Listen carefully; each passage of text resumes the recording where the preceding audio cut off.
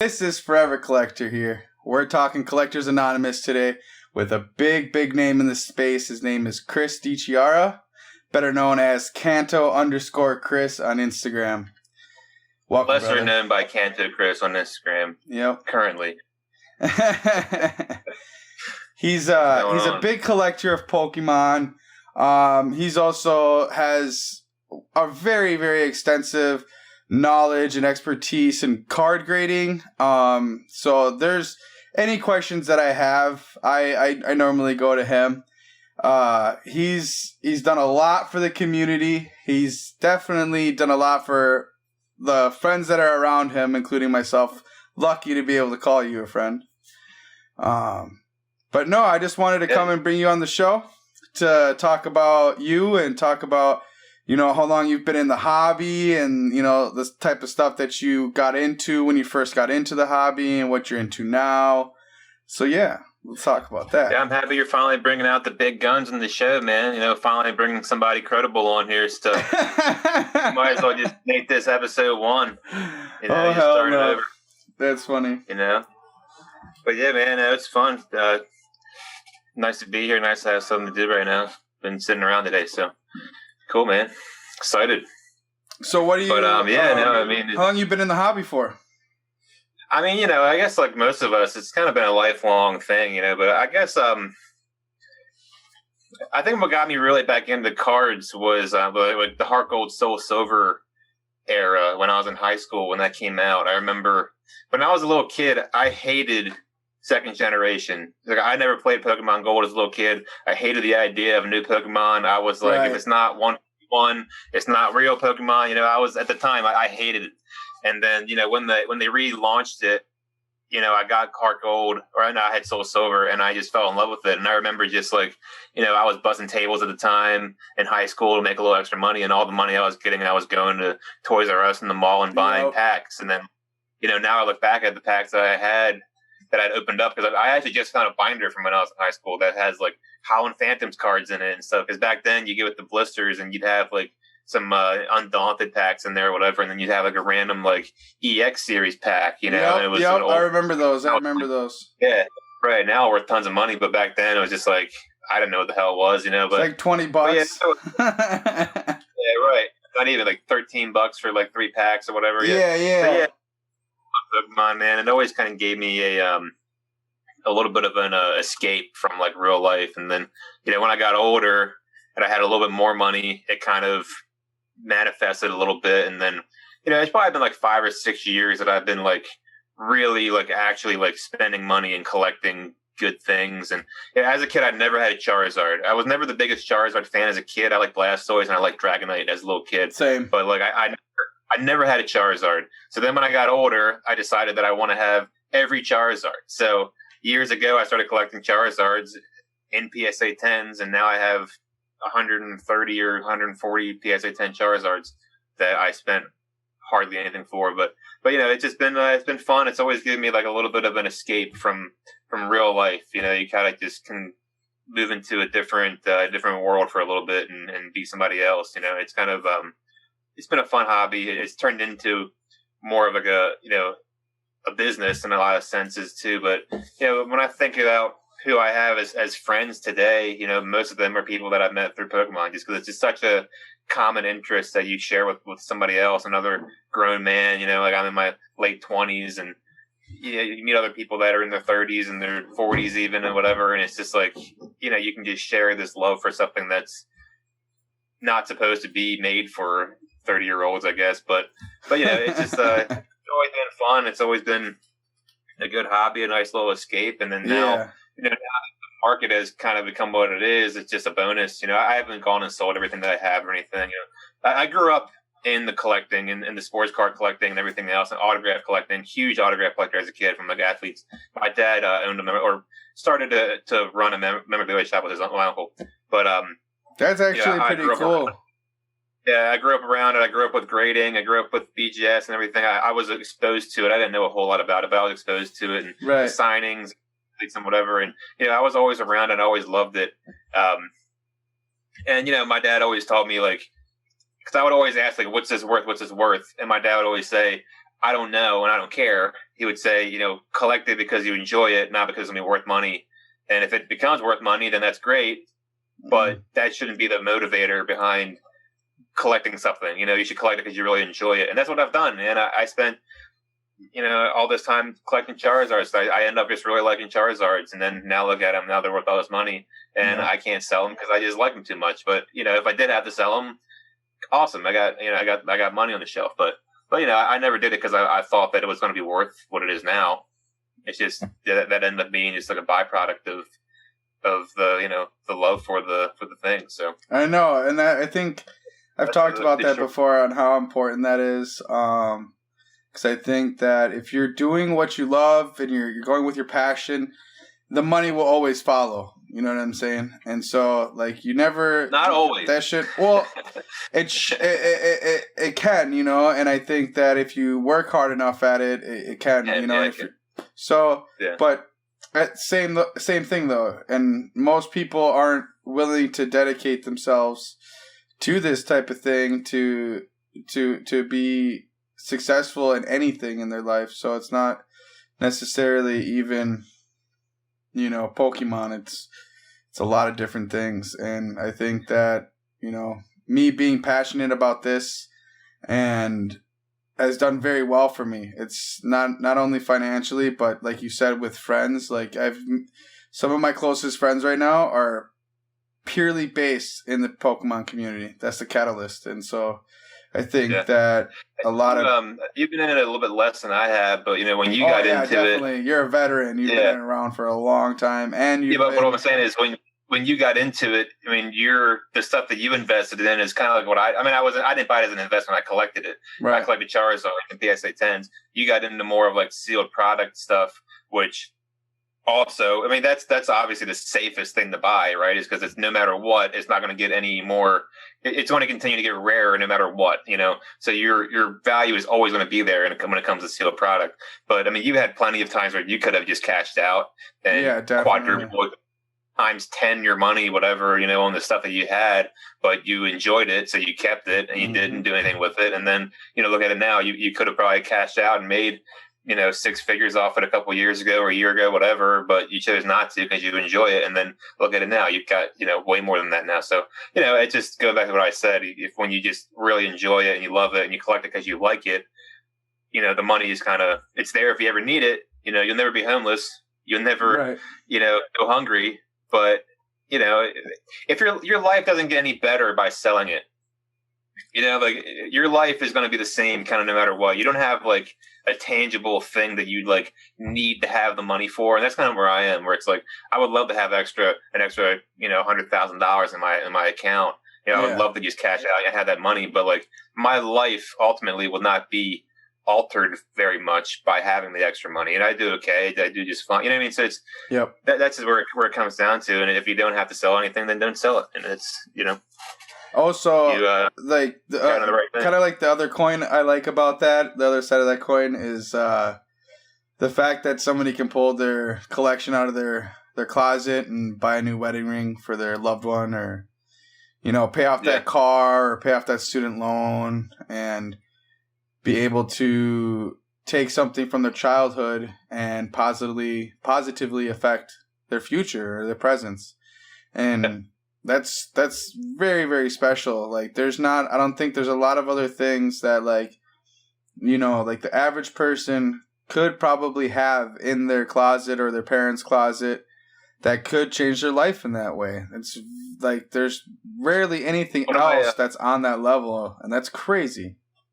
One of my favorite stories, and I can show you the card. I still have it. But going back when I first got into like hardcore collecting, one of the first things that I ever bought was there was this guy who had, this is when like Gym Series packs, first edition packs were like, $30 a pack, and his card shop had a box, and he was buying packs out of the box for $30 a pop, whatever, and he was opening them and he got a Charizard, got playing Charizard.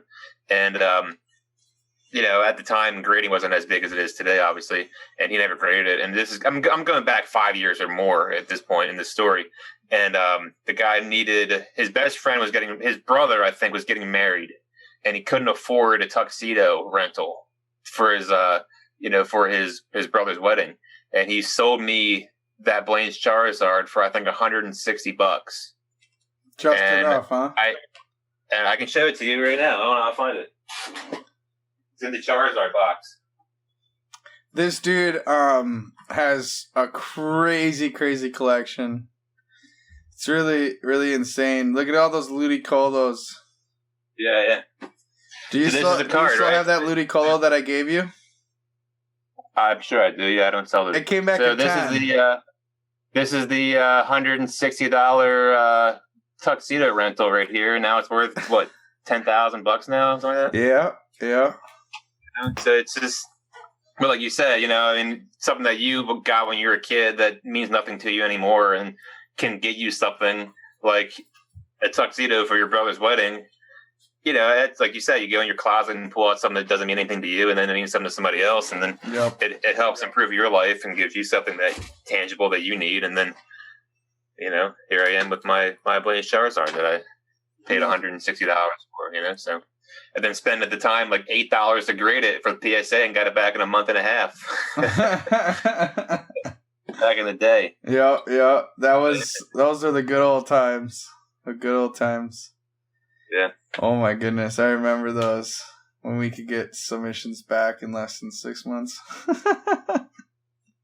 6 months, man. When they hit 6 months, that was like, we were all like, fuck that, man. 6 months? What, are you kidding me? Now it's like, if you tell me 6 months, I'll do a cartwheel. I'll pay extra. Yeah, I definitely. I've been doing a lot of express submissions. Yeah, and those are taking a month. Yeah, and they're still costing almost $100 a card. It's really expensive, but I'm just doing a lot of the stuff that I like, that I know are going to 10 out, and so. Yeah, it's safer now. It's so much safer now because the value has caught up, and this stuff has been undervalued for so long. When I graded that Charizard, when I graded this Blaine's, I remember when I graded this, it was worth in a 10. I think it was like $400 or $500. So it doesn't really make sense. I guess in that sense it does, but like back then, it wouldn't have made sense to express it or to pay it $60-$70 a grade. Yeah, right. And it's crazy because back then the PSA 10 Charizard was $500, but then the box was $2,000. And there was money to be made, and people didn't really. But you got to remember too, like the other cards in that box weren't really worth anything because. Yeah, the Blaine's Arcanine was a close second, I think. But I think it was undervalued back then at like $100 or $200. Yeah. I remember I got the Nidoking. Yeah, Nidoking is super cheap. Yeah. Yeah, and I remember I got it from the same guy, because he had both of them. He graded 10, and I had it online. I couldn't give it away for like $90 in a 10 because I didn't want it. I wasn't an Nidoking collector. I wish I still had it, obviously, but I had it. I had it for like $90, man, and I could not sell it to save my life at $90. Yeah, that's one of the bigger cards in that set is the Nidoking. People like Nidoking, but it's just I could not. And at the time, I wasn't making a ton of money or anything. I was. Being able to make $70 on a card, that was a big come up. That was a dream back then. Yeah, I was like all about it, but I don't even remember what I sold it for. I remember I had it at like $100 or $90, and nobody. I had it on eBay, and nobody making an offer on it. I had it on Facebook, nobody would touch it. It was just some of those cards are still like in a PSA 10 or under $1,000, which is super affordable. A lot of people are like, "Oh, they're priced out," but when you can still get first edition PSA 10 holos for less than $1,000, I think that's pretty something to say there. It's not completely unreachable, and I think a lot of Pokemon that people like are still very, very obtainable. It just takes a little extra work. That's all. It's been undervalued for years, man. It's just like when you think about it, Pokemon is the number one media franchise in the world, and it has been, and nothing's is anywhere near touching it. The top 5 Disney franchises don't even equal Pokemon in sales. It's just like to think that the value of the Pokemon cards and how nostalgic they were so cheap for so long. Yep. It just doesn't make sense, and it caught up. it all caught up. But like, when I think back a few years, I was talking about this the other day, where it's like, I had friends that were collectors of one thing or another, and we would just send each other stuff, because it was just like we were all bros. So it's like, oh, you like Gyarados? Cool, man. I just graded this Misty's Gyarados. I got a 10. Merry Christmas. But I gave a friend a Blastoise. The guy, but I gave him a PSA. I know. I gave one of my homies a PSA 9 Blastoise, and it went to almost $3,000. And he was like, "What the hell, Carlos?" Yeah. And back then it was like a $40 card. Nobody gave a shit about it, dude. Oh my god! You could buy them for dude. I remember I had a few PSA 10 base set unlimited Blastoises that I got like $300 out of them, and I was like, yeah, because I paid like $40 for them. I was like, yes, yep, 50 baby, going to Fogo de Chao tonight. Right. It was bad, but now that went to like $8,000, man. I had one Blastoise left that I kept, and it went up to like $1,000, and I was like, dude, this has been a $300 card for years. Like, the person paying me $1,000 for this is the biggest idiot on earth right now. So I just sold it, and and then it went over double. Yeah. It's stupid. I held on for like 2 or 3 years. I had 7 PSA 9 base set Charizards, which was $125 card for years. And $125, ladies and gentlemen. Yeah, for years. And I was sitting, and I needed money actually for the Fukuda signing at the beginning of last year, which first in person, and I needed money for him. And I remember going to I don't know if I should mention anything about his name, but I remember going to Zeed and asking Zeed if he would buy 5 of them from me for $1,000, and he was like, no. He's like, it's not enough room for me. Like, he's like, I can't. I'm not gonna overpay $200 per a card. I'm not going to pay $200 for a PSA 9 Charizard. It's not enough room. Yep. And then what did I go to? 3,000-4,000? No, at one point they were even higher than that, weren't they? They went to like. I think it went to like 6,500. That was the highest they went to. I sold 5 of them at the beginning of last year for $200 a piece, and I was like, I would put them up for $200, and people would be like, "Would you do like 190?" You know, like I was like getting haggled at $200. Yeah, yep. I remember that.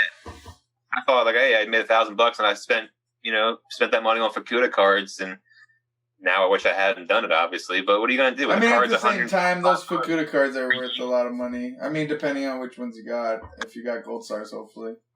Yeah, I got tons of really cool Fukuda stuff. But I had other stuff I could have sold for $1,000. But it's like that was the easiest thing, and I was like, I've been sitting on it for all these years. It's a lease attachment, so you're like, get it out of here. Yeah, I don't do much with 9. I still have a 9, so it's like I just got rid of it. But it's crazy to think we're and I'm not going to complain. I've made a good amount of money in the past year with all the prices going up and everything, so I can't complain. But it's just like, man, if you could go back in time and just give yourself a little bit of insight. Yeah, I know. Look at all the boxes I've broken. Like if I would have just sat on them and never sold another box or did another box break. I mean, I probably wouldn't be who I am today at the same time, but. I mean, it's all for a reason, and so I don't dwell on that at all. So it's just part of the game, You win some, you lose some, and no big deal. And I've won a lot this year, so whatever. Yeah, I remember I was buying Digimon for $60, $70 a box, and then I sold them for like $100 and something, and I figured out all my money, because the prices just weren't going anywhere. And then like. When this whole nostalgia boom happened, now they're doing $800 a box. It's like same with Harry Potter, bro. I was buying Chambers of Secrets box, which is like the rarest box in the series, and I was buying them like what $200-$300 a box, and now you can't find them for less than $2,000. Yeah, it's stupid, man. Yu-Gi-Oh is Yu-Gi-Oh's on fire. Yeah, man. It's it was crazy just the market to think about it, and I could be totally wrong with this, but when I last looked, the Charizard in a 10, the first edition Charizard in a 10 was doing more than a Michael Jordan rookie card in a 10, and it's just kind of like because I think that Michael Jordan was doing like less than $100K. I don't know sports, but please don't quote me on this, but at the time that I looked at it. it was like doing double what a Michael Jordan rookie was doing in a 10. And I was just like, there's no way that a Charizard should be doing more money than a Michael Jordan rookie. But that just goes to show, man, that's where the market is. It's just, and it's. I've said this before on the podcast that, I think that Pikachu and Charizard are a more recognizable figure than Michael Jordan. It's a bold statement. It's a bold statement, but yeah. I think it is true. Well, to younger people, younger people, they don't necessarily know who Michael Jordan is. If you didn't grow up when he was playing or when he was what did they say? Yeah. Like Gen Z, millennials and Gen Z is like 10 times what baby boomers were, or some crazy number like that. But like as they said, Charizard and Pikachu, they're not getting any older. You're not watching. They can't tear an ACL. Yeah, they're not. They can't be caught with a bunch of hookers in a hotel. Yeah. They can't cheat on their wife. If anything, Pikachu lost weight. He was in a Yep. They keep making him fat, but they keep bringing him back. No big deal. Yeah, now he's got the dad bod, but yeah, it's just like Pikachu's not getting any older. He's not getting injured. He's not going anywhere, man. It's just like there's no bad publicity for Pikachu. It's the most solid player in NBA history, 100%. But it's just nuts. It's nuts to think that Pokemon, that a Pokemon card is worth more than a Jordan rookie, in a 10, a PSA 10. Which I don't know what the pop numbers are or anything, but it's just, just the principle of that idea, that thought is just a little crazy. Right. I agree there 100%. But I'm not upset. I'm not upset with that evaluation. I just wish I had more of it. I wish I would have bought the stuff that I was like, I'm not buying that shit. I wish I would have bought a lot more. What I've talked about this before too is what I kind of did is I was buying so much, I was dumping 5 figures a month into it, and or not over, but close to it a month, and I finally decided, I was like, shit, man, I can't keep spending money like this. I gotta, sell some of it, sell the stuff that I don't really like, so I can pay for the stuff that I actually want. Yeah, and I have a different business, gems and jewelry, and so a lot of my capital is always going towards that, and so back then there wasn't much to wiggle room for that, so I had to start selling so I could essentially collect. But now you wish you had sold the car or the house. Shit, I wish I would have went and got a loan, $1 million loan, and just fucking spent it all and sat on it and paid the loan off monthly. Yeah. Who would have thought? I remember talking to David at the beginning of the pandemic, last year in March or February. Right after Fukuda? Yeah, I remember talking to David. And when was Fukuda exactly? Do you remember? It was January or February, right? It was January, yeah. It was January. And I remember talking to David not long after that, before the pandemic, before anything started getting locked down. Yeah, and, before it got serious, yeah. Yeah. And we were talking about it, and we were saying how, it's going to ruin the market. It's going to ruin the collecting. People are going to be dumping because they have no money, and they're going to be just panic selling everything to get a little extra money. And those people did. We weren't wrong. They did. But it wasn't the same way. But as they were selling it, these people that were in other hobbies and that had other money and whatever were coming in and buying it all up. So now the people that were prominent a couple of years ago in the hobby that were big collectors of whatever Pokemon, or whatever item are now gone.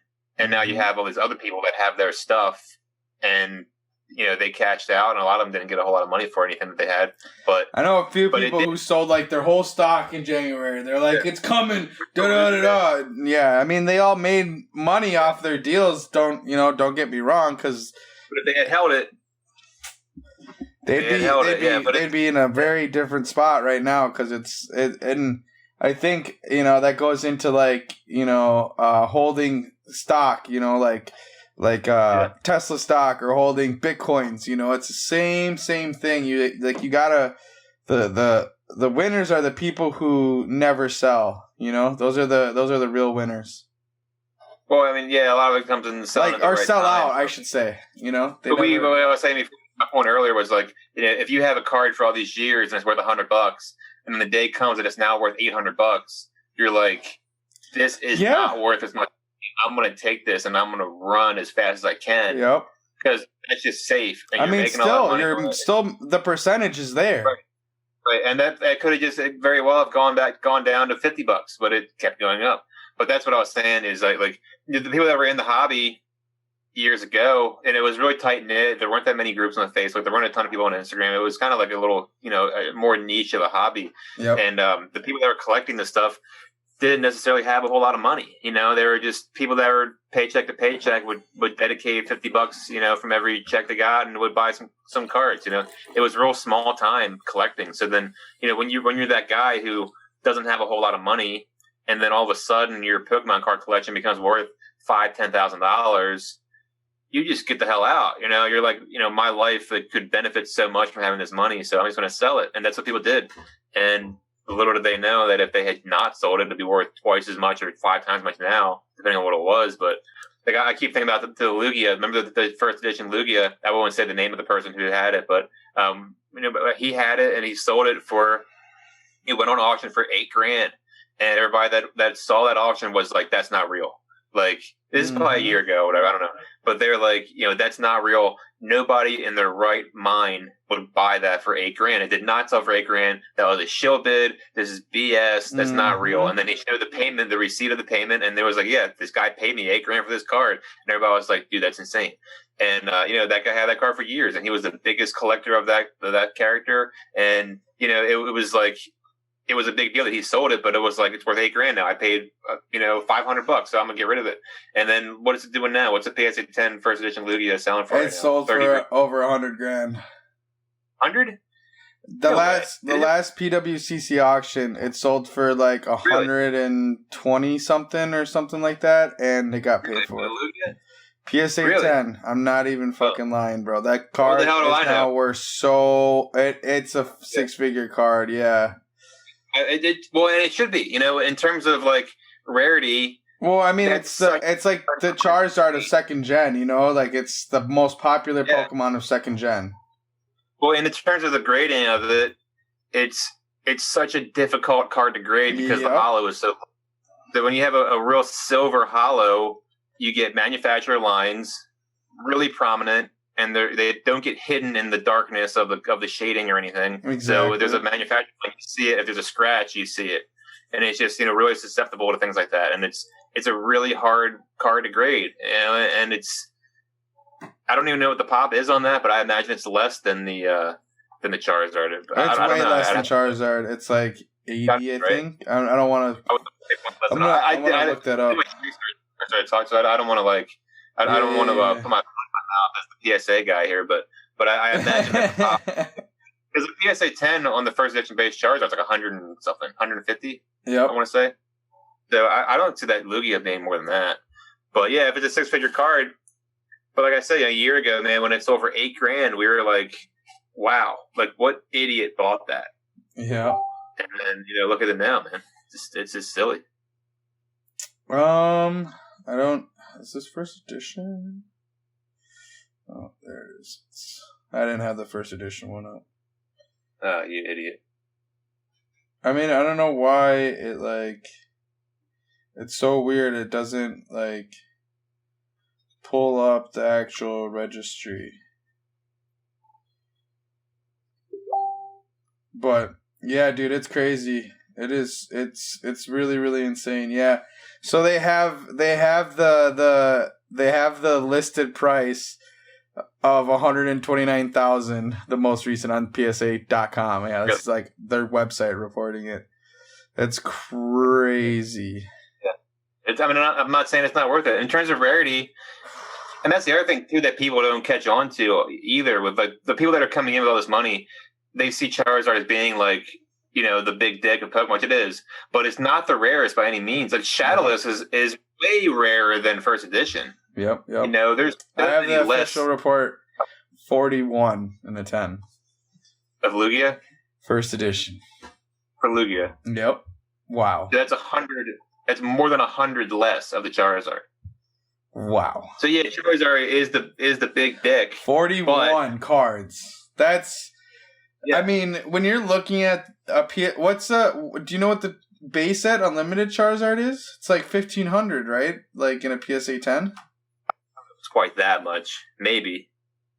I could tell you, I could scan my 9 and see what the pop higher is. So that's the other card that I sold for $2,000. My PSA 10, and now it's worth 20. That was like I made $600 for it. But at the time that I sold it, there were more available for $1,300, and I was like, I just buy another one, and I never did. Right. I can tell you. I got it right here. I got it. This. Okay. Yeah. PSA's website's super user friendly. I love their website. It's one of the best. I don't have it. I don't use it. Okay, so no, I was way off. The PSA 10 is 436. Okay. But yeah, and but the PSA 9 has a pop of 5,102. But it's not real. It's at least less. It's at least half of that. You think it's at least half? Yeah. Really? I mean, look at me. How many PSA 9s do I personally own that I've graded 3 times each? Fair. You know? Fair. Like, yeah. Everybody for years have been trying to, because at the time you could do it for less than $10 on PSA and you get it back in 2 months. So I would just crack this son bitch out and send it back in, and if I got a 10, I never did. Yeah. Okay. But, I can I can believe that for sure now. Yeah.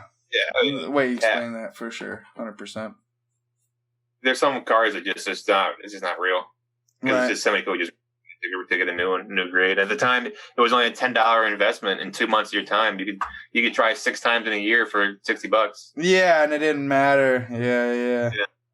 All right. Yeah. So okay. I would send in a block of 7 9s in a row. And just hope that one got upgraded and they kept coming back as 9s. But then I bought my 10, and the 10 was worse than the 9 I had. Really? I had a 9 that was 10. I was so pissed. I wish I would. I know a few people. I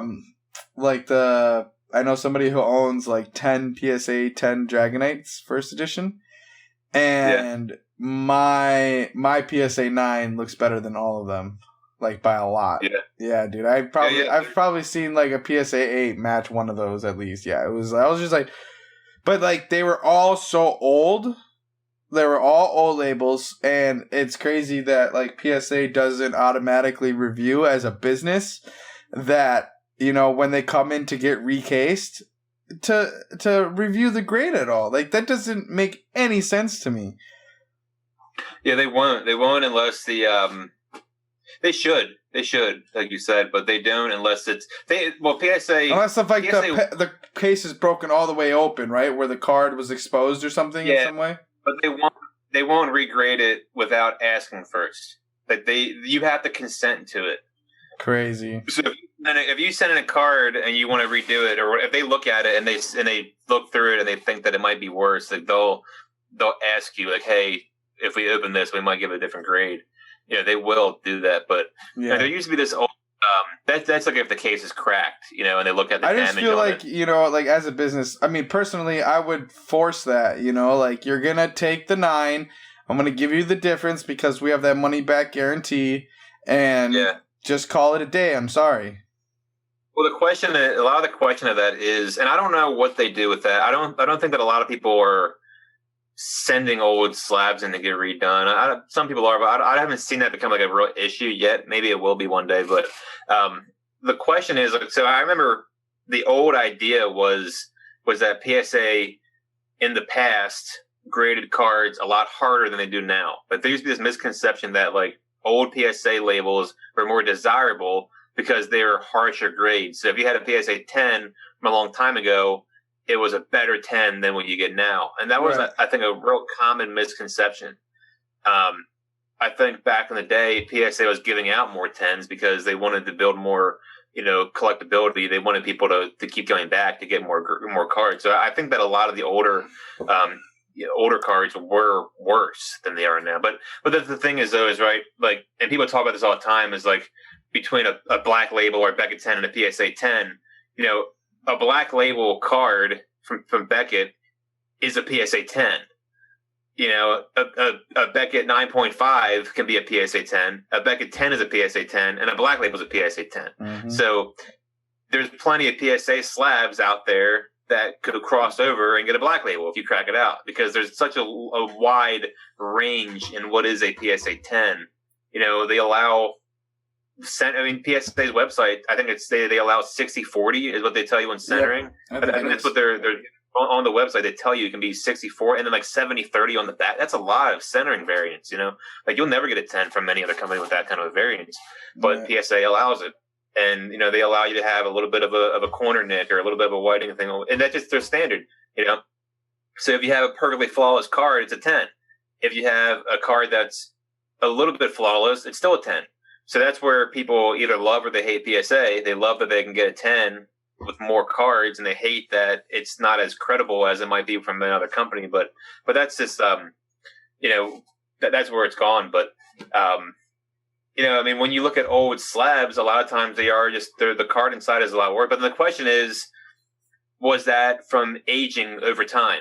The question is, was that because the card had been rattling around in the case, for all that time? Is that why the edges are worse? Did they grade it like that?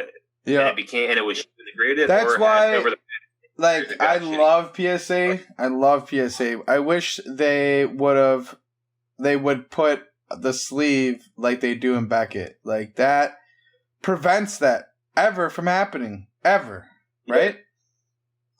Yeah. I mean, it's more of an issue on like Japanese because they're smaller and thinner, but it's PSA is just so far in that they can't adjust anything. Like the biggest thing that PSA could do that would make them better in terms of like their grading process is allowing a 9.5. There's so many 10s that should be a 9.5. There's so many 9s that should be a 9.5. PSA, why they do a 0.5 of everything else, but not a 9. They don't do it. I don't know why. But do you think it's because Beckett's very prominent for that? I think the problem is that when you put a 10 on something and you're at Beckett and you have the subgrades and you do all that kind of stuff, that it has to be a 10. When you that's the problem with black labels, right? So I've owned a few black labels, and I don't know of any of them that I've looked at and thought like this is actually a flaw. Because at the end of the day, a card is paper with ink on it. It's hard, and it's cut with a blade in some way or another. It's hard to make that exactly perfect as possible. It's not a computer generated image or whatever on a website. It's a physical item, which is just paper and ink. So it's hard to make something that's completely, totally flawless. And I think that PSA understands that to an extent where they're like, you're never going to get the most perfect card of all time. So we're just going to grade a 10 for what it is. But, the problem is when you're at Beckett and you give a black label, it has to be perfect, because if the centering is off a little bit, then what's the credibility of that? You've got low wage employees in most cases that are grading cards. They don't really there isn't much of a follow up. If you're a card grader and I'm the owner of the company and you give it a black label, it should be reviewed at least. I don't know if it is or not. Maybe it is, but right. It used to be speculation that it was reviewed, but I've seen plenty of black labels that the centering is clearly not right. Yep. But I would still accept it as a 10. If I bought it as a 10, I would still accept it as, okay, this is a quality 10 card that I would be happy to own. But the problem is when you put a black label on it and say, this is a flawless, perfect, immaculate, 110% perfect PSA 11 card, it has to be perfect. And in a lot of cases, it's not perfect. So I think that maybe the reason why PSA was doing that is because they didn't want to have that kind of scrutiny. I don't know. That makes sense. That's why I think they don't want to do that, because I think you open yourself up to a lot of scrutiny when you say that something is perfect, because then somebody will find something wrong with it that's not perfect, and it's like, there's human error. Is always the idea that the person holding it didn't see something, or maybe it's all done by humans at the end of the day. So it's you can't. But I'm a PSA collector. Most of my cards are PSA. I don't collect PSA because I don't promote PSA because I have money invested into it. Like I said, I'm not really selling anything that I'm collecting in PSA. It's just people are always want to talk about it and say that people that want to defend PSA or the people that are invested into it and whatever. And to an extent maybe, but I collect PSA because every grading company sucks. They all suck. So you have to pick the one that you're willing to accept the things that they suck at the most, and that's kind of it's like voting in the presidency. Like there hasn't been like a really great. You have to just pick who you think is like the best of the evils. You know what I mean? It's like that's what it comes down to with the grading, and PSA to me has always been what I've liked, and it's a lot of it is because of that, because the grading is a little bit more reasonable. Yeah, they make tons of mistakes. Yeah, they'll label something wrong. They'll do whatever, but they're also processing millions and millions and millions of cards, and mistakes are going to happen. I recognize that, and I recognize that. I know. I think they've come a long way, especially in the last year. Even though that they've gotten like backed up even more, but like in the last year, I think that they've gotten even better because you didn't have the steps from 1 to 8 in your little bar, so you couldn't go and check the status of your order at any time like you can now. And that's all bullshit. But I get that. I mean, sort of, but like it's not at the same time because I just had them label a slab wrong, and I reported it like within my order, and within 24 hours they said they fixed it. So I mean, at least you can be interactive to the point where they're at least getting the label correct, and there's some communication, and there wasn't before. And there was.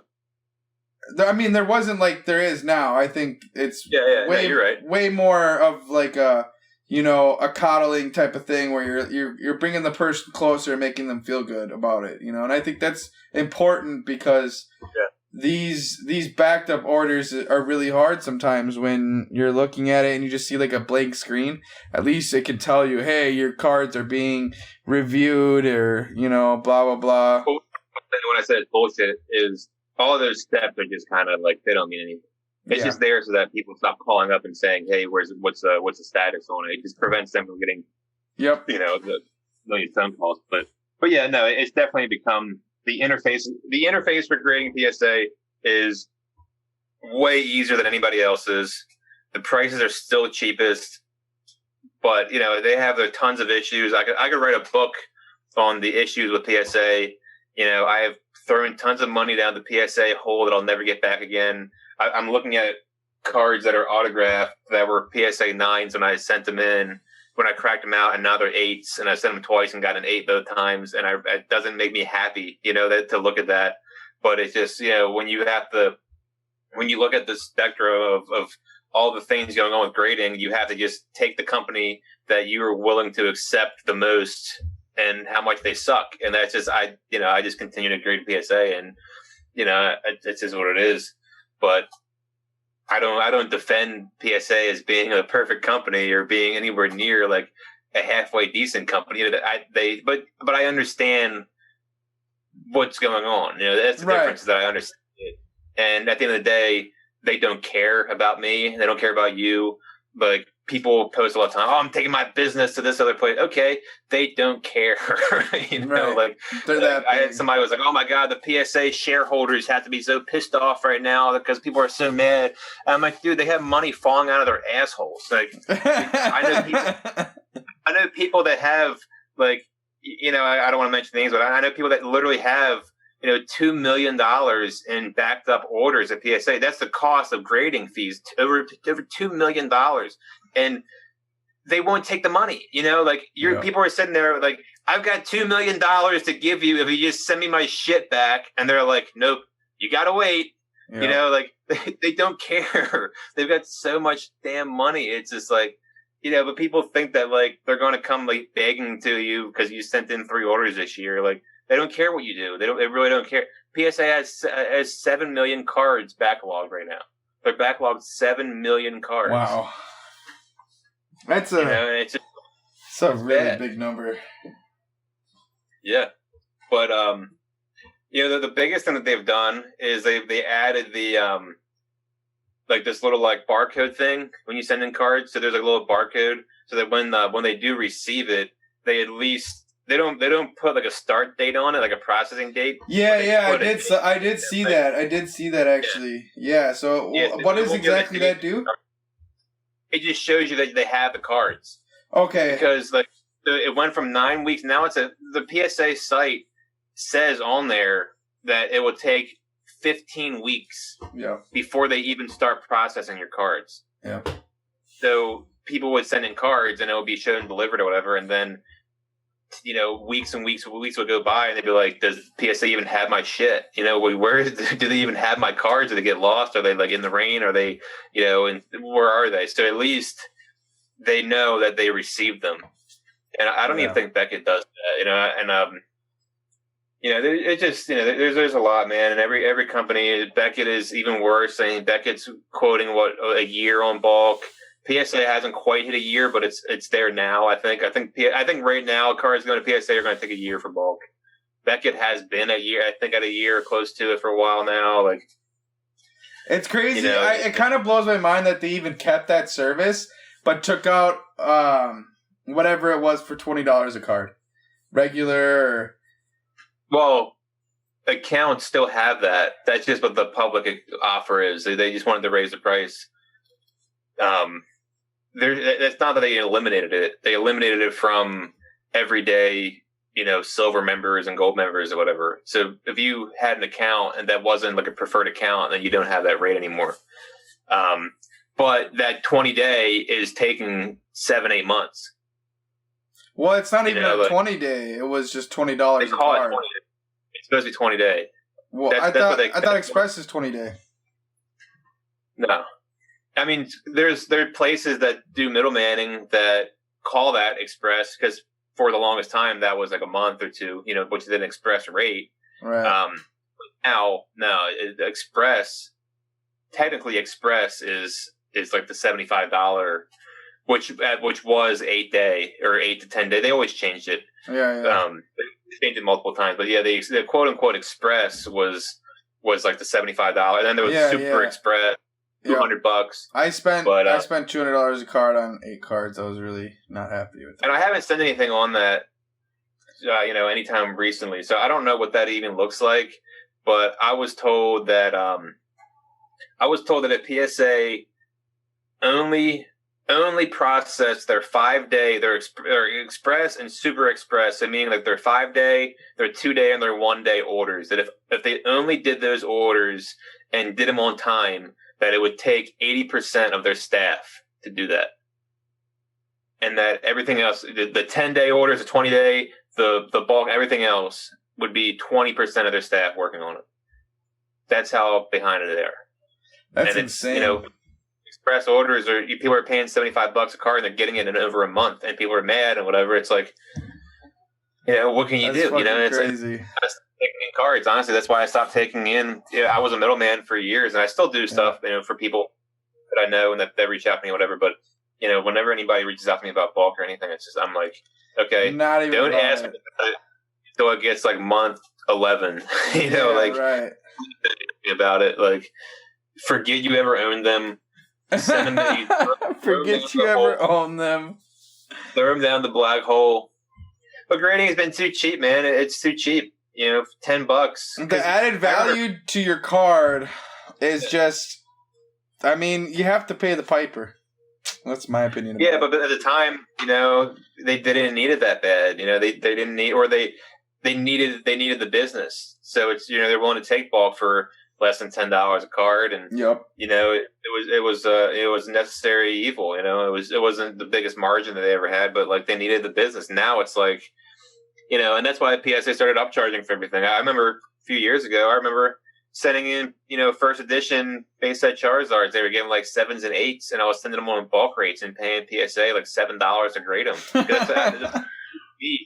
Like $7 back then. That's what bulk used to cost. It was so cheap. That's and that was the public rate, was like $7.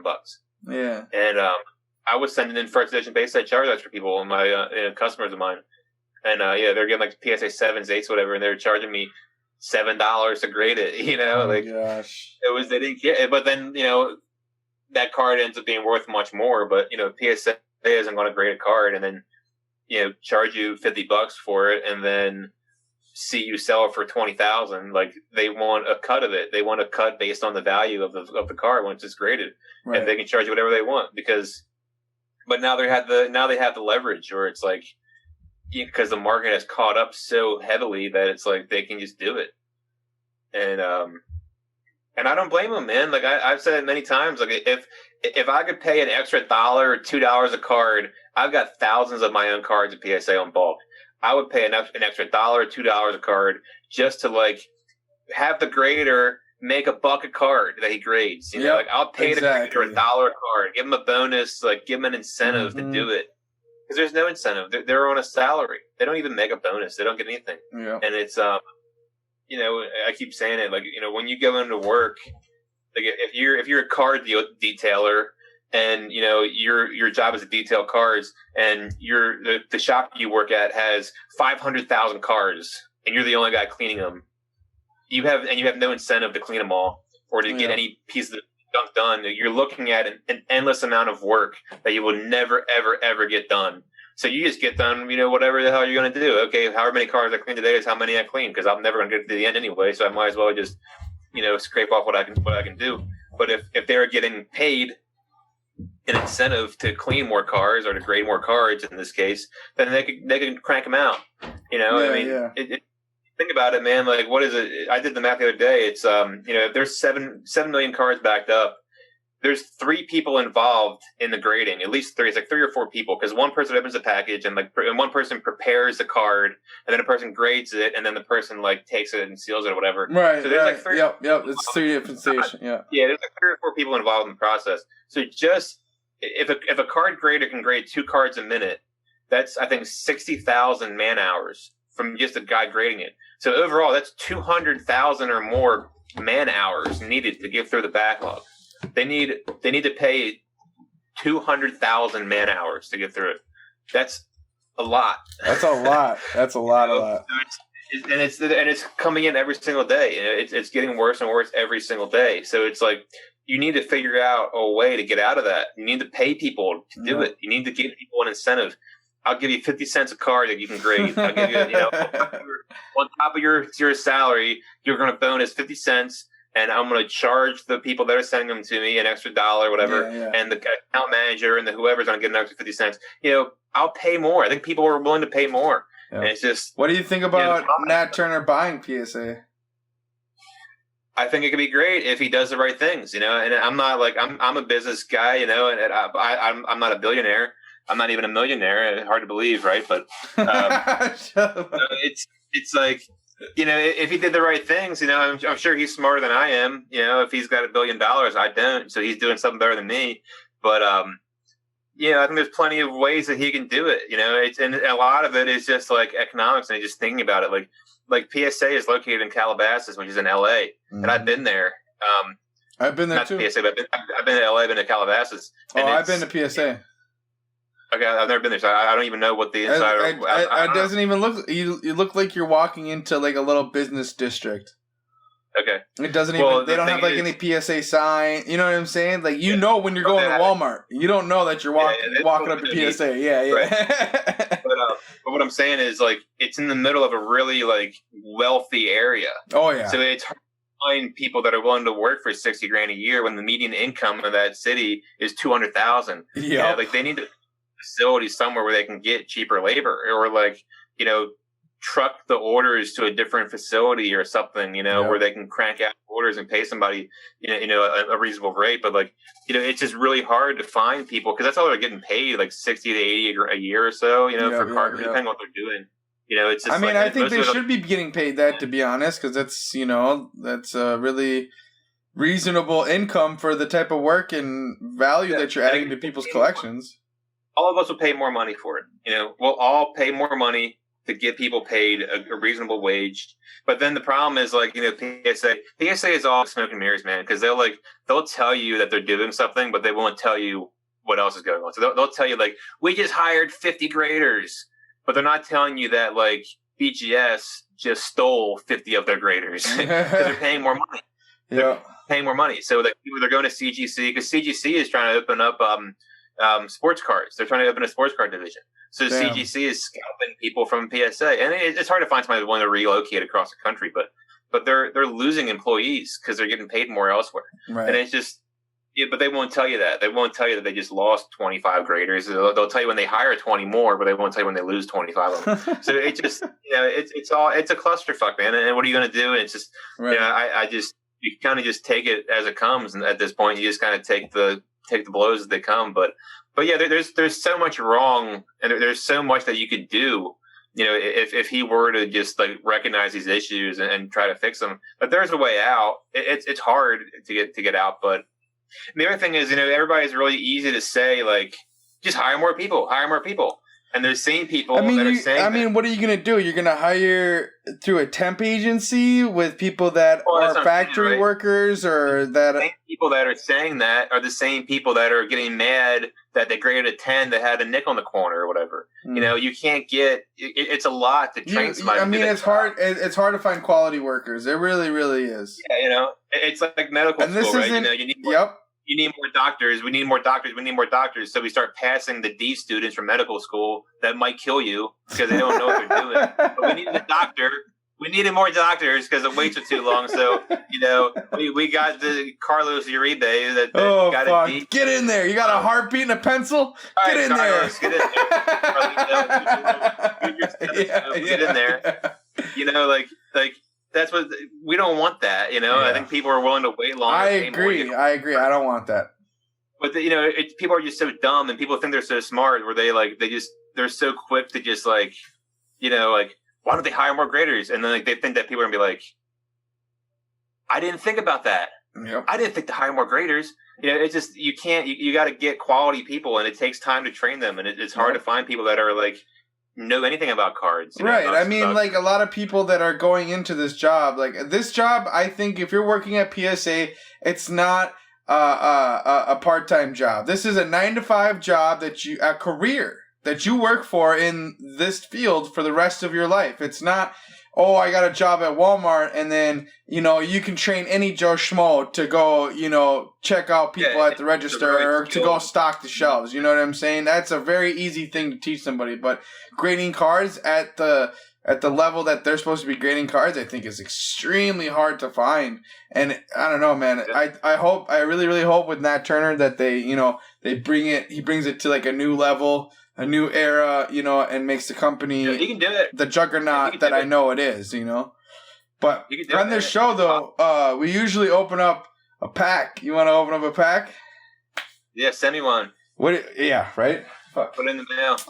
Like in Futurama, I could just send it in the tube, and it shoots up, and it fucking pops right behind you. Yeah. I got a bunch of packs, so what do you want to open up? What do you got? All right, well, I'll grab the box. Something good like Crimson Invasion.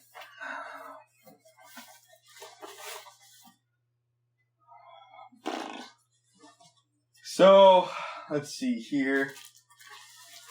I got some Dragon Frontiers packs. You want to open up a Dragon's Frontiers pack? One of my favorite sets. All right, pick which one, right or left? Gotta go left. This one? On my screen, that's the right. All right, yeah. So this one. Okay. All right, so I'll put the box back.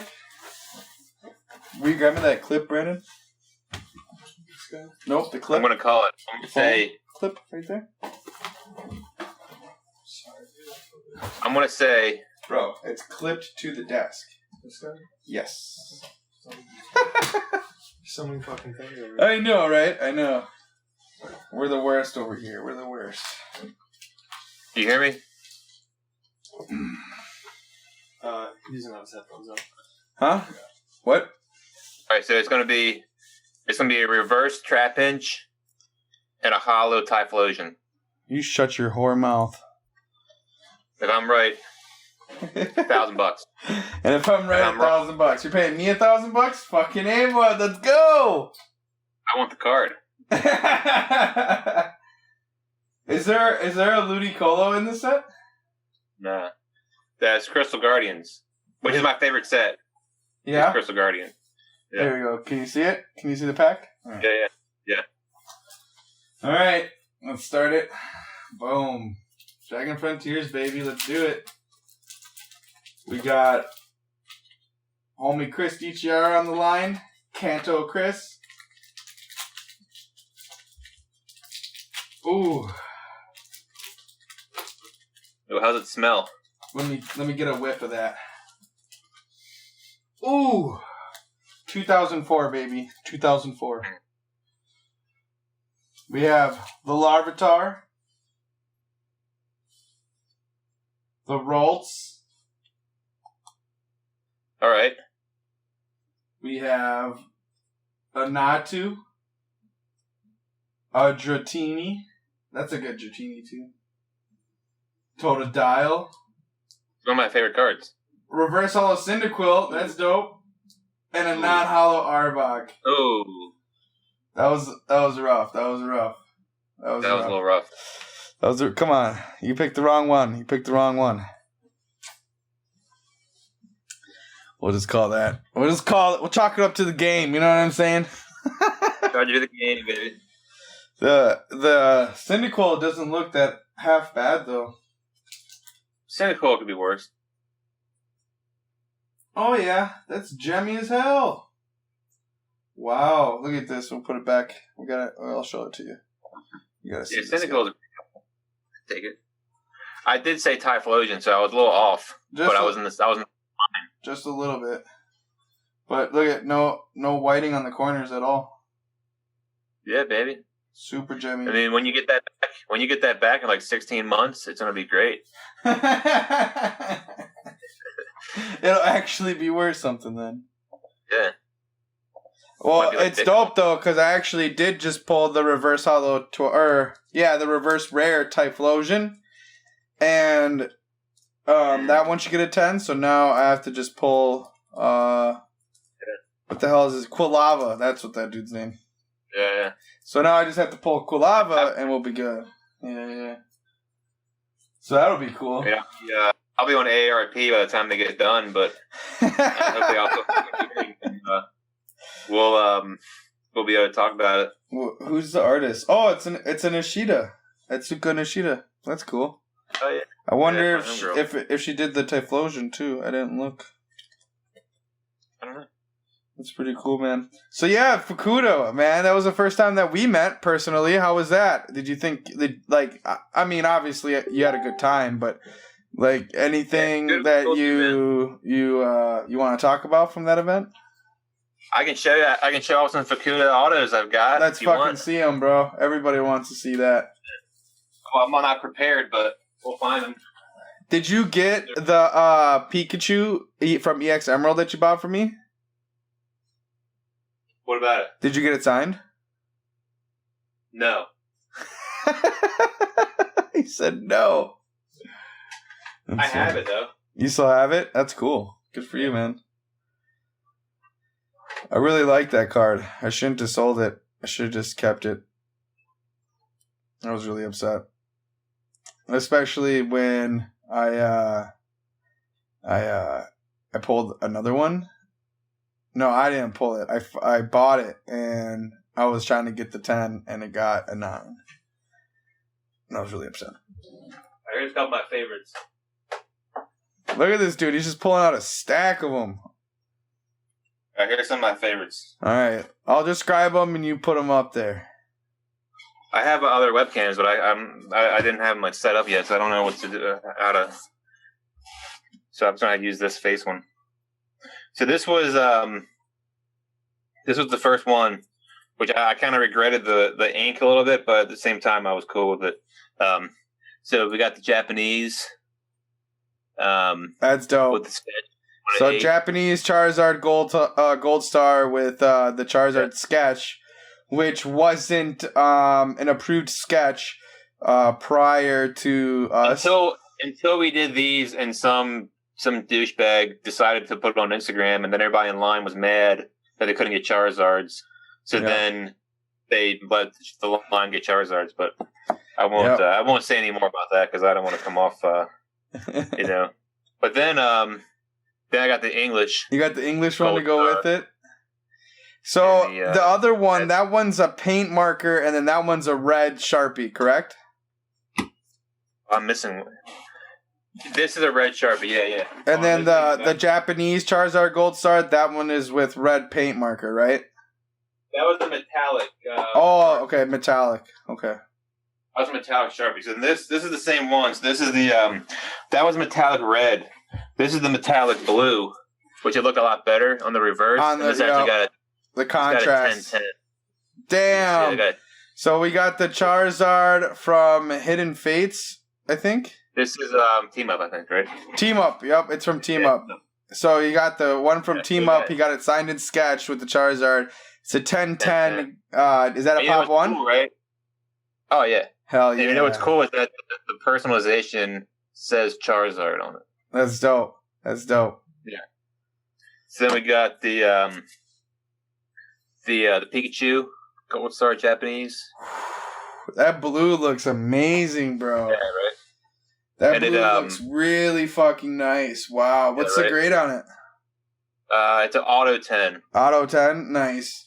So he's holding up a Japanese Pikachu Gold Star. He has the signature and personalization in blue. The personal says you can see where it lines up. Yep. It says Pikachu. You know you got that from me. You don't gotta lie. No, that was all me, baby. Yeah. I came in with like printouts of how to write this stuff in Japanese. I was prepared. No, you didn't. This is the best Mewtwo that he did. Everybody was getting two trainer before I fucking came along. I should have never. Whose idea? I should have never said collector because now everybody in line. It was like the scene from fucking Home Alone. Hand this to Peter. I started the trainer thing. Somebody else said collector, but I said trainer when I walked in because I had printouts. Yeah, but I was the one who said collector.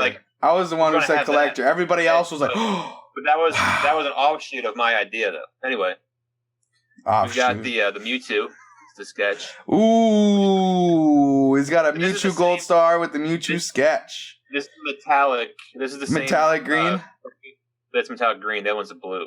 And this is just it's an 8-9. Nice. But it's my favorite. So I have that sketch, and I got the blue one too. This is the boner Mewtwo, where he looks like he's got a big boner. You know. So I don't know. I'm still indifferent about the boner Mewtwo. But then I got the what's actually pretty funny is that I got 4 different Charizard sketches. They're all different sketches. So this one, he's like blowing fire. Yeah, and he's like super happy looking. Yeah, he looks like he's smiling all big on top of it. Yeah. Like, hey guys. Yeah. And then one he kind of looks fucking angry. So these two might be my favorite though. I mean, the Gold Star Charizard is definitely, Yeah. But so I have the this is one that you'll never see again replicated. And this is a mint card, but it's got a little flaw in the back, which is why I didn't grade the card. But the auto got a 10. So this is something that's super cool. You might have seen it on my IG, but the Vaporeon sketch on the promo. Yeah. So he's holding up a Japanese play promo Vaporeon Gold Star, and he's got it signed and sketched by Vakuda. Personalization is not to Vaporeon. It looks like it's something else, but well, he signed it up here. This is the signature, and that's the personal. He did it reversed. Oh, okay, right? Yeah. That's why I was confused for sure. Yeah, the personal says Vaporeon. Yep. That makes Okay, that matches. But this is the best one. This is my favorite card in my whole collection right here, though. Okay? Yeah, this Vaporeon, and then for me, it would have to be the Espeon. It would have to be the Espeon for me because I got. This is my favorite card in my collection. Oh, I haven't shown it. Oh, I thought it was a Vaporeon. What is it? This is the one that started it all. That started the Ludi. The 2 Ludi Chris. That's hilarious. To Ludi Chris. He got a 9-9. It should have been a 10-10. This card deserved a 10-10, but that's all right. I'll take it. But that's dope. Yeah. The metallic green really looks awesome because like his skin on the hollow looks almost metallic because of the hollow pattern. Yeah. And he killed it too, man. Because I remember looking at it. I remember looking at the sketch and thinking that it was funny how like he made like the hat where it was kind of like the whatever on top of the hat was like weird. I thought it was just like kind of like scribbled. But then when I looked at the artwork, it was mimicking the artwork because the artwork he was is like 100%. Yeah, that's cool. My camera's not focusing on it. Yeah. There's it was like super cool. And this is my favorite set. One of my favorite cards in the set. That's a Dragon Frontiers Ludi. That's Crystal Guardians. Oh, that's not. Oh, okay. Yeah. So yeah, some of the autograph collection. I got tons more autographs, but these are my my favorites from the Fukuda stash. I like. I have the Espeon sketch. I'm really proud of that. Yeah, one. It's sweet. Yeah. Yeah. But just the autographs, man. People don't understand it with Pokemon because people don't realize like Because like when you come to sports autographs, like the player signs it, right? So people look but at it's like already there. They don't have to go to a signing to get the card signed. It would be like if like the photographer were to like were to sign a card. Nobody want that, So people don't understand it with Pokemon. They think that like, how did Charizard sign a card? What's that autographed by somebody? Whatever. People don't get it. But when they realize that it's like, each card is an piece of art, and the artist is signing their own work, it makes more sense. But that's kind of why it hasn't really blown up quite yet. I think that the sector of the market that has the most room to grow still is autograph, or one of the things that still has the most room to grow is autographs, because people don't. It's undervalued, man. Like people don't understand how great to get autographs. I mean, Arita was a dime a dozen, but now Arita, it's scarce. Go and try to find a nice Arita. They're a ton of money. But like Fukuda, this is only his second time in the U.S., and I don't think he's ever coming back. Mm-hmm. So it's whatever he signed when he was here is all that there's going to be. So if you want a Fukuda card, it's hard. And one day they're going to be more. And that was also the first time he signed in English too. So I think his English signature is even rarer now than. Yeah. He only did it the first day because he kept messing it up because he couldn't write in English. Yeah, I know. It looks like somebody wrote it with a fucking crayon, dude. It's so hilarious. But I mean, like, imagine trying to write your name in kanji or in fucking Arabic, right? Yeah, right. It would look all fucked up. Yeah. If you go to learn in one day how to write her name in kanji, like I would fuck that up all day. All day. Yeah. My respect to that he did it. Yeah. But yeah. I was super happy that he did it. I should have got some more stuff done. But I got a few cards done with the English signature. I actually liked his autograph more without it. I like his little like train track looking autograph. Oh yeah, the reason why we didn't do those is because we were all graders. Like me and like my friends were all like in the grading. So it's like when he would do the little swoosh through it. It would almost streak. Almost always streak. So we were like, well, we don't want to do that because then we can't get a 10 on the auto, so we won't get a 10-10. But now looking back at it, it's like I like that auto more. So I kind of wish I had gotten more like that. But what are you going to do about it? But the reason why he did that is because Fukuda and Arita are good friends, and Arita does the duel. I actually have one in front of me right here. This just been sitting here. This isn't one of my favorite cards or anything, but Arita does the duel. And that was something that Fukuda tried to do too, yeah. Yeah, but then Arita speaks English pretty He speaks and writes in English, so like, it's he at least can write it nicely, And he's been signing his name in English for years, So yep. I mean, the amount of signings that dude's done compared to Fukuda is night and day. Well, the difference is that Fukuda and so Arita has a different contract. Arita can do whatever he wants to do. The other artists, like Fukuda, they can't go and do a signing without permission. It has to be at a Pokemon event, like a Worlds. They can't just, sign with like a Comic-Con or whatever. Like right. Yeah, so to get their autograph is way harder because it has to be at an event, and they don't get paid to do it, man. Like the Worlds, the competition where they go and sign like Fukuda, they don't get that money that goes in. Like that's not their money. They get paid like a few $100, and it's they do it because they love like the fans. They love like their people that it's one. What if you went to Japan and like all these Japanese kids and dudes were showing up like forever collector, yeah. You'd be there all day like signing autographs, like yeah, buddy, yeah. But then like when you go home and you look on eBay and there's like listings of all your cards on eBay that you just signed, like that's where they get mad because like in Japan, when you get a card signed, it's like it's super rare. It's like it's something you hold close to yourself for a long time. Right. And like I think that the Japanese culture is just so much more honorable. So they don't want to fuck with that at all. So that's why like the Pokemon company in general hates the third party with like their autographs. So they don't like that people resell them and everything. And I resell autographs, but I mean I collect the ones that I want and I resell other ones that sell. I mean, there's a lot of costs. I mean, when you get a autograph card from a player or a sports player, it's already on the card. Like I said, you didn't have to go anywhere or do anything to get that card signed. But like I mean, I'm from Minnesota and you're from Pennsylvania. Yeah, right. And so right. all the costs that are associated with going and get a card signed, I mean, like, who's paying for that? I'm paying for that. So I think that I should be allowed to sell a couple to pay for the trip. Yeah, you shouldn't feel bad about selling some cards. Yeah, you shouldn't feel bad about it at all. It's if you're doing anything that's like slimy to get them, then that's one thing. But like, yeah, I know, but they just don't like that. They don't like to see that. And there's a good chance that one day in the future, in a couple of years, that Pokemon company just says, no more signings, so you can't do anymore. Yeah, that is a possibility in the future that will happen. But I think it's just such an undervalued. It's so cool. It's so rare.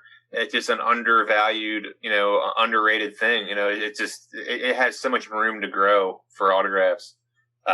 And I hope it does. I know, right? You look at Magic. Magic autographs are pretty revered as, like the top of, the mountain. And like, I mean, Christopher Rush, he's unfortunately passed away. But yeah, dude, his signatures are coveted, bro. Coveted by the Magic community.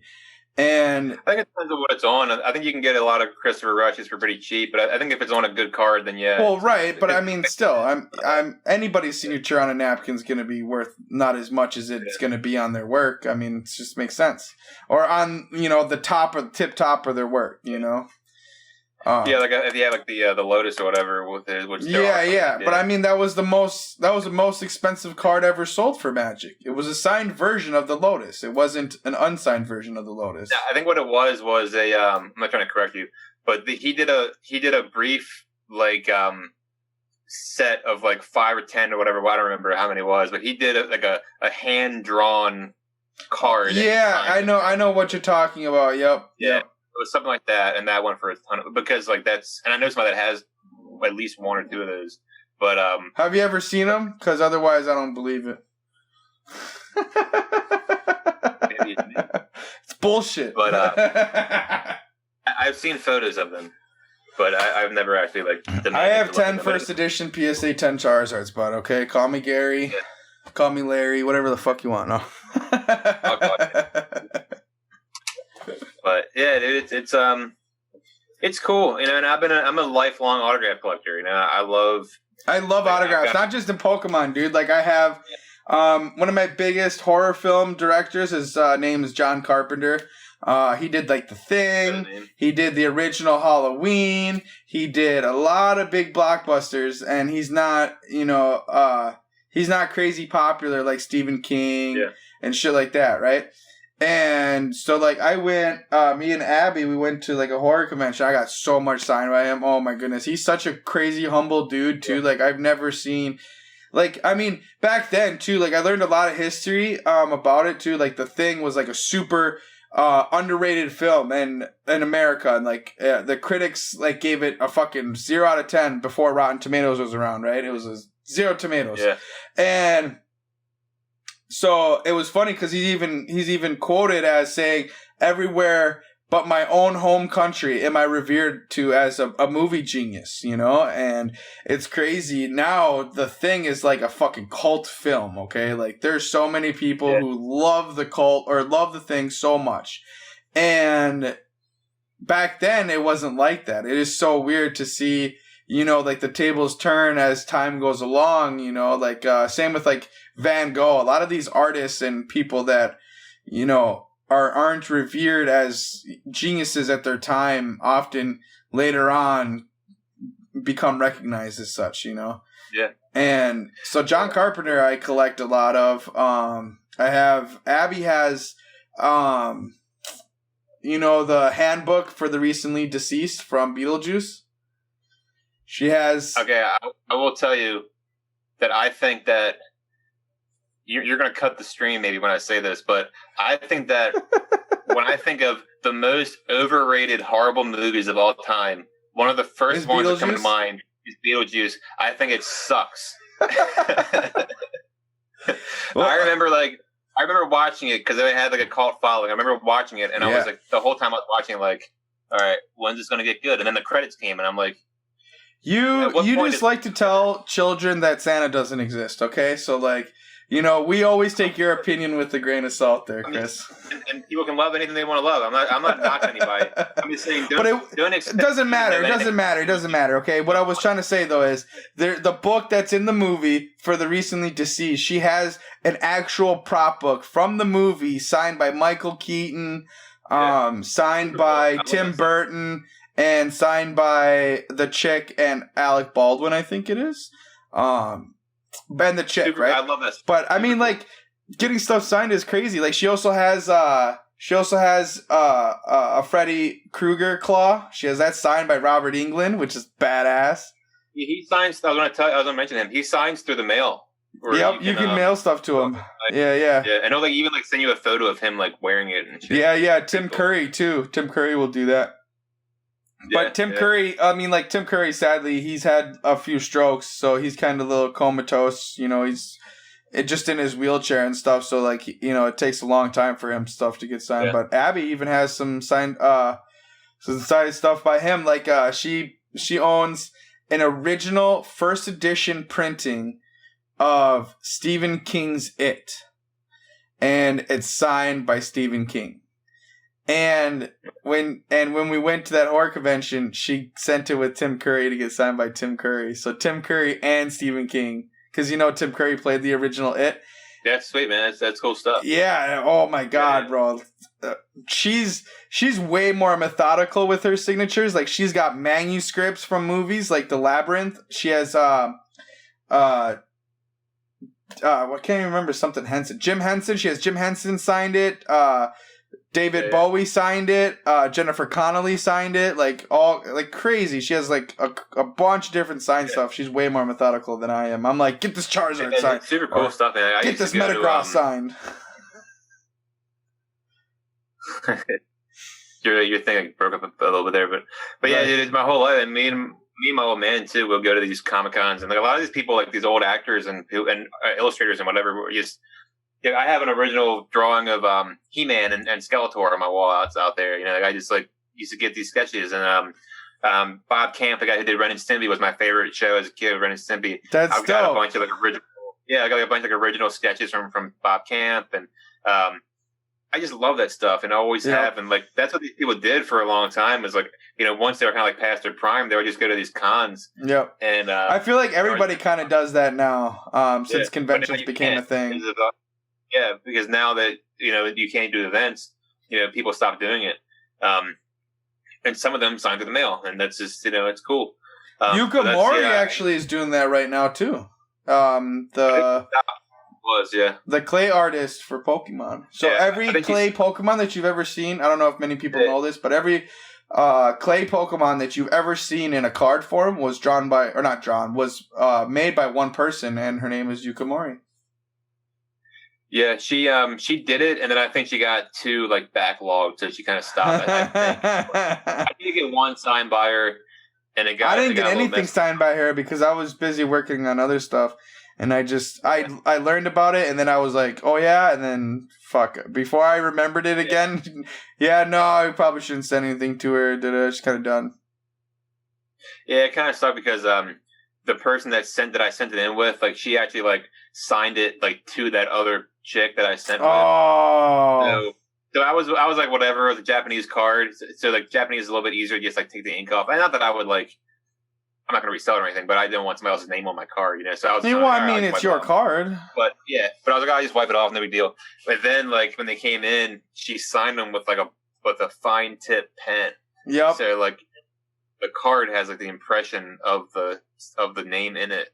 So even if you wipe it, it still has. It's going to be dented. Impression of the wow, name. That sucks.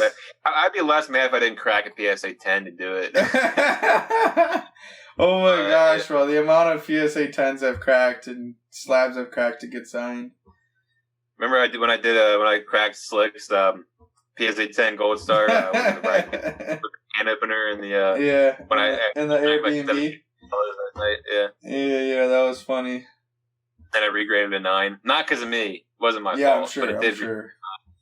No, because I think something happened to it when it was getting signed. It was something that I forget what it was, but But I got these after that signing. I went and I bought these really extremely nice, like felt autograph trays, like really nice trays. Yeah, so then like I can just when I'm in line, I'm hold them. I have my markers right there. You know, everything's nice.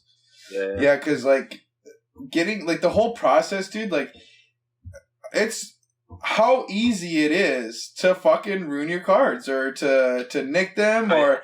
I mean, like, the artist or, like, his handler, because, like, there's usually a handler who's grabbing it and then handing it to him, you know?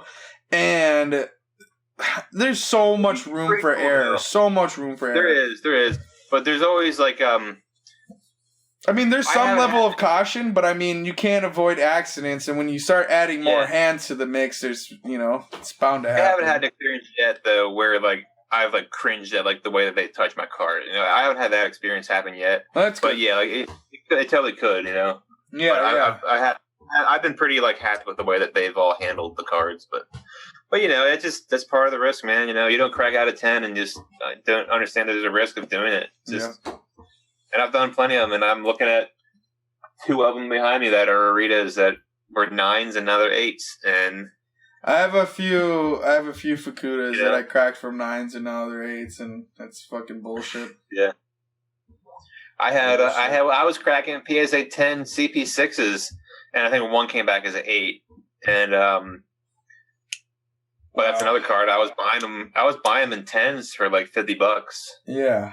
And now they're what, like 900 in a 10? No, they're like 1,400 in a 10 or something. Have you seen my 1010 CP6? Yep. I know you own my that. 1010. That's a gangster. But no sketch though. But then I was talking about cracking it. This is the ultimate stupid move is to crack this, but I might. Yeah, here it is. There's a chance that I'm going to crack this because I want to sketch on it. It's a 1010. CP6, I've heard that Arita won't sketch anything that he's already signed previously. I was told Where'd you hear that? I'm not going to name that person, but it's somebody who's close to Arita. I don't know. You can come up with that name yourself, I think. Oh, me. But yeah, I think I don't know. It doesn't really matter though if he doesn't. That's an amazing card, and there's still a lot of room on there, so I hope he does. You know, like sometimes when he doesn't put the signature or the sketch on there, he'll put the signature right in the middle, right? But it looks like it was up towards the picture more or the hollow, so there's actually some room to do it with and to do a proper sketch, not just some half-assed. Just like hopefully when the time comes, I'll be able to just buy another CP610 and just crack it and then hope to get a 10. Yeah. And, what do you think about March? Do you think Arita's going to be able to show up or no? You can't travel to and from Japan right now, I don't think. Yeah, I agree. Do we want to go? Me and some people want to go to Japan. I don't think we can travel. Yep. I don't think you can. But I think Arita, I'm pretty sure his wife is in bad health. I think he's married and his wife is very sickly. And I don't think he is married. I don't really like speaking on all that, but he does have a wife and a kid. I'm not saying in a bad way. I'm just saying that I think that his wife has a lot of health risks, and I don't think that he wants to travel. Oh yeah, 100%. I think that. That's what I'm saying. Yeah. When you're immunocompromised, it's the worst, and it's crazy. You would think that being immunocompromised is a little bit more of an uncommon thing, but it's not. It's actually a pretty common thing for people to have that compromisation of their immune system. Yeah, I don't expect any signings to be in 2021. I mean, and I've talked to the guy who is the organizer of the events mostly, and I won't say names, but me and him are pretty good friends, and I talked to him about the other couple of days ago, really about what the future is, and he's pretty much confirmed that 2021 is very unlikely. The end of the year is supposed to be Worlds, which is going to be in London. So that was supposed to be last year, but now they rescheduled it to this year for London. If that happens, then artists always show up to Worlds, which is that could happen. I'm going to say probably not, but it could still happen this year. We'd have Worlds in London. If that's the case and I'm not working, I'll go. I'll be there. Yeah. I hope I can. But there's a few other artists that were kind of like on the radar before. I heard like Saito wanted to come back, and Arita can do whatever he wants. And this is like people I make He's more money. royalty in my eyes. Yeah, he just does whatever, so he can show up whenever he wants to. I think last year he had like 17 scheduled signings last year. He did, but he was also. It was also a part of like the or whatever. So, but I'm saying like just he was doing because he was going to like a bunch of universities and teaching people. And it wasn't big time, whatever. But he had like 3. It wasn't big like events. an actual art tour type thing. It was like a but he had school tour, and then he fitted in the signings in between them. Yeah, right. But it's just to speak on the volume of like how many events he can do, you know, because he had Ocala and he had Jacksonville, I think, something like that. There were 2 in Florida back to back, and then Salt Lake City Worlds, or whatever it is. And then Utah. We were gonna do Utah. Well, that's Salt Lake City, Utah. Yeah. I didn't hear you say Salt Lake. Yeah. So that's like 3 big signings that were going to be last year that didn't. Well, regionals, that Salt Lake City regionals, I heard is actually a really, really big event, and like everybody from the area goes to that one specifically. So I thought that was going to be a really big thing. Well, the problem was that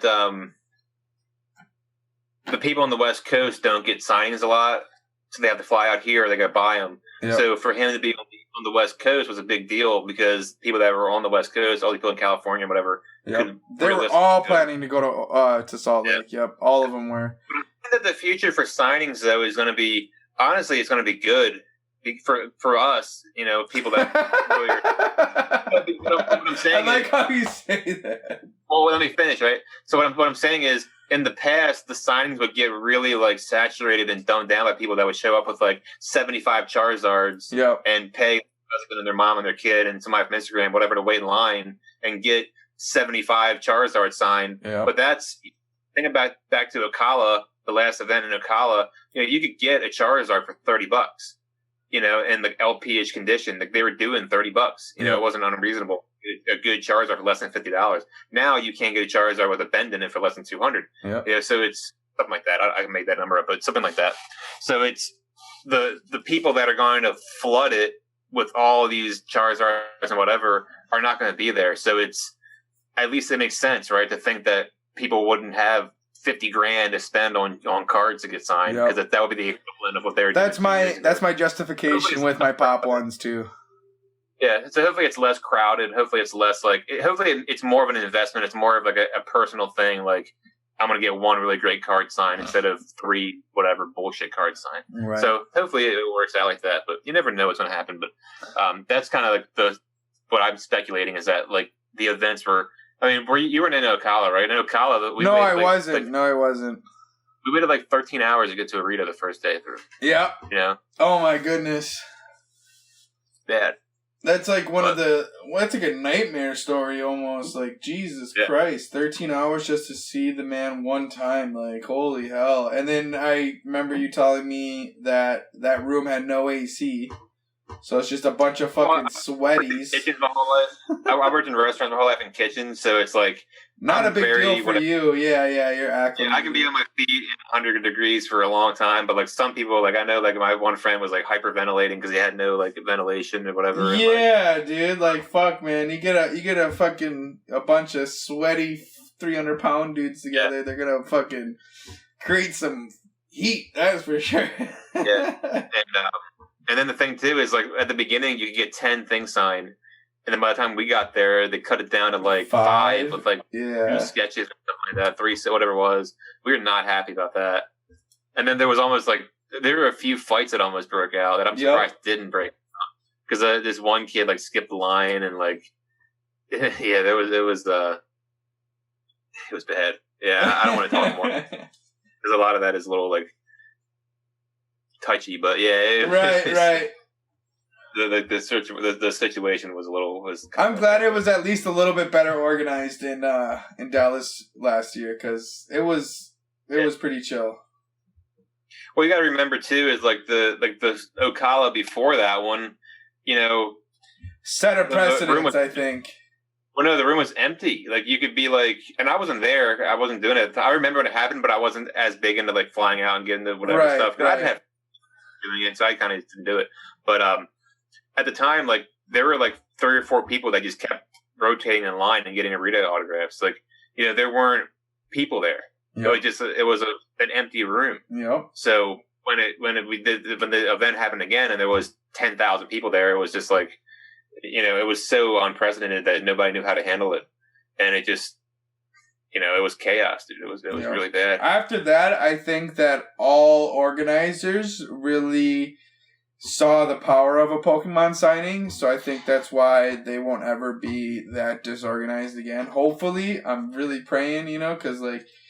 It depends on who, like let's say, because Arita can do whatever he wants, so like if he just goes with Joe Schmo organizer and really fucks it up, then yeah, that's on them. But for the most part, I feel like proper promoters and proper organizers will always be on that, It's just like it was the low hanging fruit. Whenever there's a low hanging fruit, there's gonna be tons of people that want to go and cash in on it. And at the time they would see at the time, an autographed Charizard was like $300, something like that, $250, $300, and people think, hey, the autograph is going to cost me $15.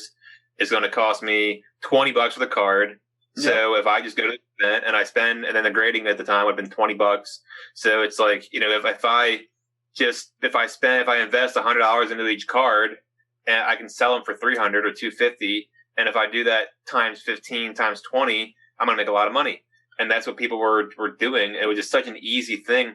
We had people in friggin' line, dude. People were in line selling their cards, right? Taking other cards and putting them up for like Raz and stuff, like in line. We in the background, like still like signing cards for him. He was in there. There were people that were taking photos and like selling them instantly. Like it just like it was a low hanging fruit. But now, like I said before, I think that the prices are going to weed out a lot of those people. They might not get. They'll still get some cards signed probably, but they're not going to come in. The returns will be there, but they won't be able to scale up like that. Well, the thing too is the thing about PSA. At the time, PSA could turn them around in a few months. Now PSA, if you send in on bulk autograph submission, it's going to take you a year. Yeah.